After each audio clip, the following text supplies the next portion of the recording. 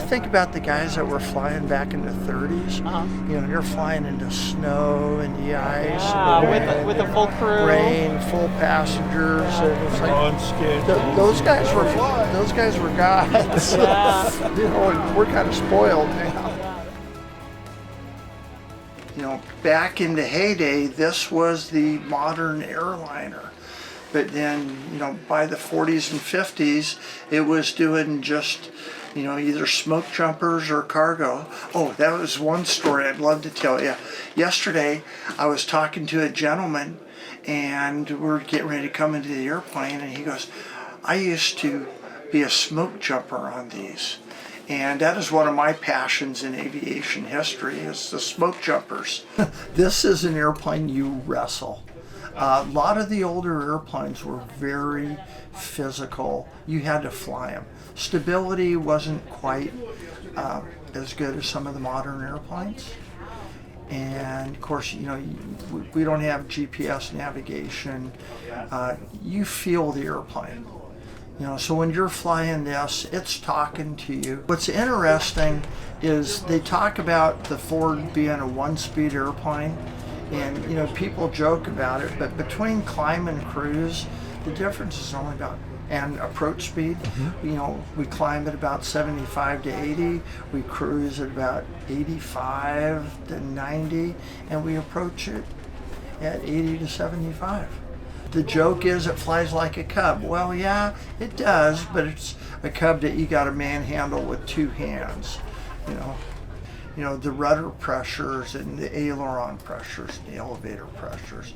You know, it takes a lot of physical effort to fly the airplane.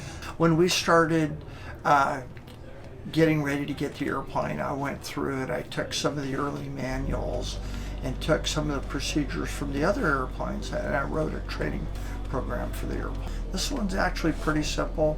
Holds a little over 300 gallons, and you have 3 fuel valves to the engines. Turn them on, that's pretty much it.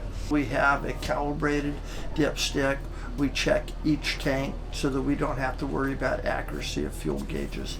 So this airplane has the old style sight gauges, and sometimes they get air bubbles or they're hard to read through the glass. So we just try to be very diligent. Like when I was very active, you know, my family's been into antique airplanes basically since before they were even antiques.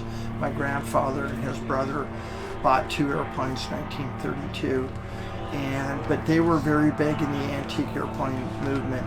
In the 70s, every weekend in California, we would have a fly-in like this everywhere we went. Done. Center engine. That's all done. Yep, we've done all this. Okay, before starting, cabin doors closed and latched. And cabin doors are secure. Okay, passenger seat belts. Everybody's locked. Seat belts. Okay. Okay, control locks are removed. Okay. Trim is set for takeoff. Ailerons neutral. Good. Okay. Okay, fuel valves. Fuel valves are on. On position. Okay. Okay, circuit breakers. Circuit breakers are in. Circuit breakers are in. Okay. Master switch. Master switch is on. Okay, fuel gauge. Generator's on. Fuel gauge is on. checked. Static manifold pressure. Okay, set. checked. Everything is good. Okay. Gonna start center engine. Okay. Center! Okay, I got the prime.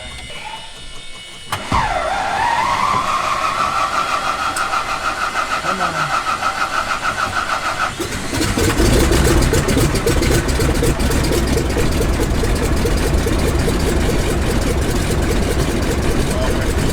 Okay. Right. All right.